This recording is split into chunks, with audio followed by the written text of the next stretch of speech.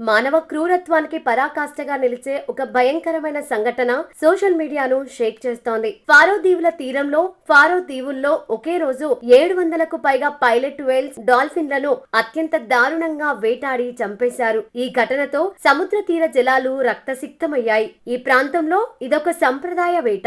దీంతో ఈ వేటపై మరోసారి ప్రపంచ వ్యాప్తంగా తీవ్ర వ్యతిరేకత వ్యక్తమవుతోంది. 3 వేర్వేరు ప్రాంతాల్లో జరిగిన ఈ వేటలో మొత్తం 700కు పైగా తిమింగలాలు, డాల్ఫిన్లను వధించారు. రాజధాని టోర్షావాలోని శాండేగెడ్డి బేలో 402 పైలట్ వేల్స్, 4 బాటిల్ నోస్ డాల్ఫిన్లను వేటాడారు. అదే రోజు స్కాలా ఫోర్డూర్లో 168 అట్లాంటిక్ వైట్ సైడెడ్ డాల్ఫిన్లను, హాల్విక్ లో 132 వైట్ సైడెడ్ డాల్ఫిన్లను చంపేశారు. గతేడాది మొత్తం చంపిన జీవుల సంఖ్యలో 2 కంటే ఎక్కువగా ఈ ఒక్క రోజే వేటాడడం ఆందోళన కలిగిస్తోంది.